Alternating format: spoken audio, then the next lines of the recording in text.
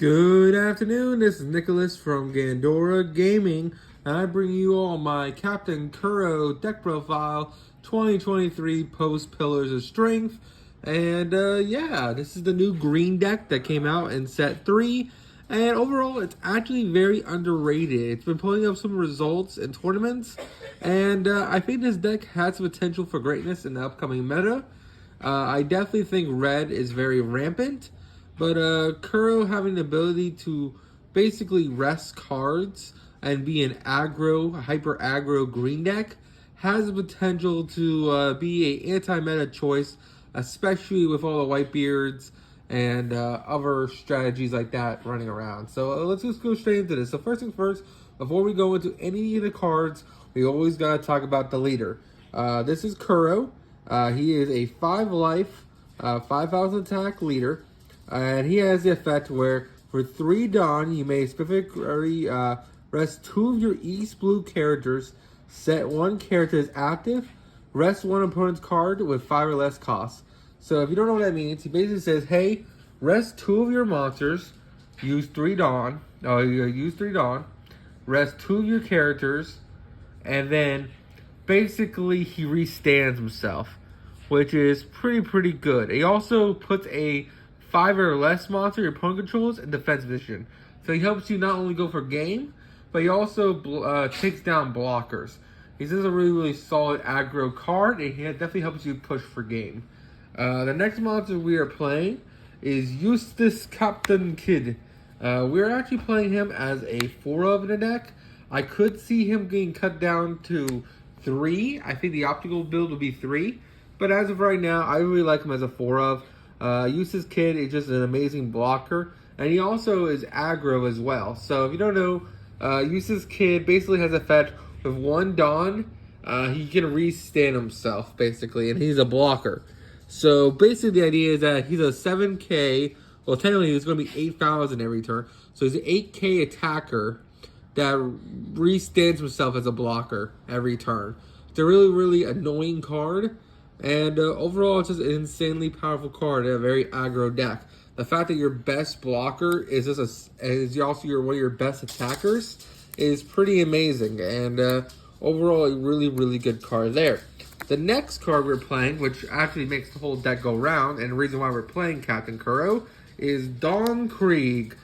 Krieg is a amazing card for green decks. I can definitely see him being splashed in other lists. But this card is absolutely insane.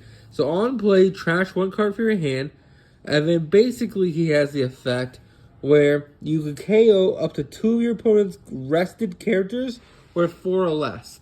The whole gimmick of Kuro is that all your monsters rest your opponent's monsters. So you can basically rest all your opponent's monsters, or let's say they just finish a big swing, well, you can just drop a Captain Kuro and pop literally 2 monsters for free. It's a really insane effect, and overall it's a mighty push. Not to mention his second effect, with 1 Dawn on him, he gains double attack, which is absolutely insane. So not only is he blowing up 2 cards, potential blockers, but then on the following turn, with the increase of 1 Dawn, making him an 8k, he's literally just swinging for double damage. He can definitely put the pressure on your opponent. And yeah, he's a very scary card, and definitely has potential in the future. Really powerful card. The next card we play is Django, another very powerful push card. Django is absolutely insane, and overall a really great addition to the deck. So Django, on play, choose one of these effects. You set one of your East Blue leaders or cards with 6 or lower as active. And then he also has the effect to rest 1 character up to 1 of your opponent's characters. So the fact that he can just rest up to 1 of your opponent's characters is absolutely insane. So he either just rests 1 of their blockers, it doesn't matter what level he is or what cost, he just rests him. And then also he can just restand a character. So you can literally go normal summon Django, rest a blocker, or normal summon Django, restand Krieg or Kuro or anybody, and just hit again. He's just a very powerful card, and is definitely a must-have 4 of in a deck. Now, this is the card I'm thinking of putting in as 3 of instead of 4 of him. I'm thinking of playing 3 Basil Hawkins. Right now, I only have him as a 2 of. If I had a third one, I probably would take out a Eustace Kid and put it as a Basil Hawkins. But basically, Basil Hawkins is just another pusher. He's a 5k cost, 6,000 attack monster with 1 Dawn, 1 to turn. This card basically battles our opponent's characters. Set this card as active. So he just helps you clear monsters. And he's just a really, really big guy. I definitely could see putting him to 3. My only issue is that he is a 5 cost. So black decks in particular can really deal with 5 or lower. So that's why I kind of like the higher level dudes. Just for the simple fact that it is more investment, but it's harder for them to KO them. Not necessarily all the time, but it is usually. They have to put more resources in to KOing them. While this guy, you just have to lower his cost by 1, and then even any card can just blow him up. So that's my only issue with Basil. Also, he doesn't have a counter. None of these guys do. So that's my only issue with him. But Basil is just a really, really good card. You summon him. If he sticks, he does attacks twice. Helps you clear stuff. Really, really solid card. We're also playing for Geen. Now, Geen is probably one of the most pushed cards I've ever seen for an archetype. This card is absolutely insane. Basically, if your leader is an East Blue type, rest 2 of your opponent's characters with 4 or less. Basically, this guy says, on summon, just rest 2 of your opponent's blockers. Most blockers, besides like the unusual ones, are going to be 4 or less cost. So the fact that this guy just says, hey, play my ass and rest 2 of them is absolutely insane. And he's a 5,000 as well, so he doesn't even have a bad stat line, and he has a 1,000 counter. There's no reason not to play Geen. Geen helps you push for games. He helps you clear boards, and he just helps you go for stuff.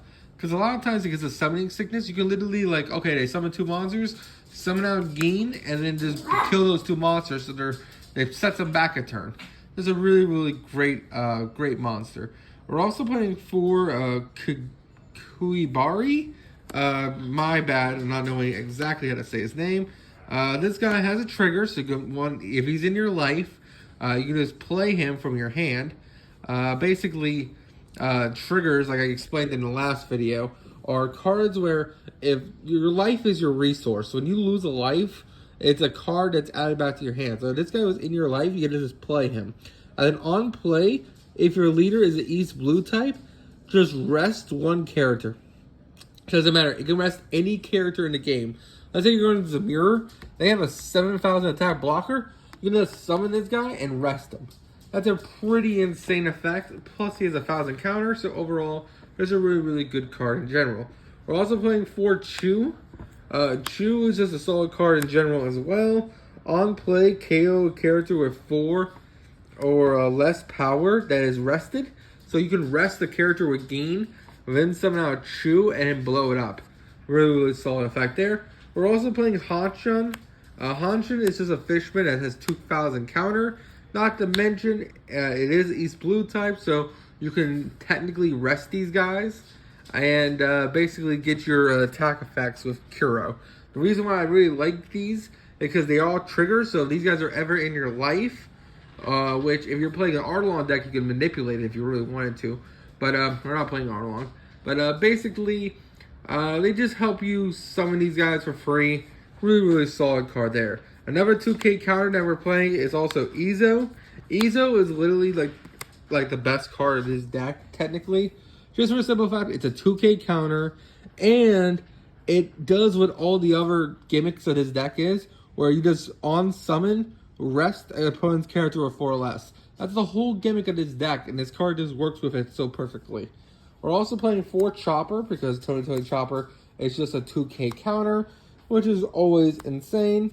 We're also playing for Pearl. Pearl is just a level 2 blocker. He's just a solid card in general, plus he's East Blue, so he's easy to summon. And he can also be rested with Kuro's effect really easily to help you get for that double swing. We're also playing for Nami. Nami is our searcher of the deck. She is a 2-cost searcher, which kind of sucks. Most searcher cards are level 1. She's level 2. But the fact that she looks at the top 5, adds East Blue, is pretty insane. Also, she is a trigger, so if she's ever in your life, you do just get to freely summon her, which is pretty swell. We're also playing for Pump Gibson as our final card. Pump Gibson is just an insane card. It goes with the whole gimmick of this deck. Basically, it's a counter.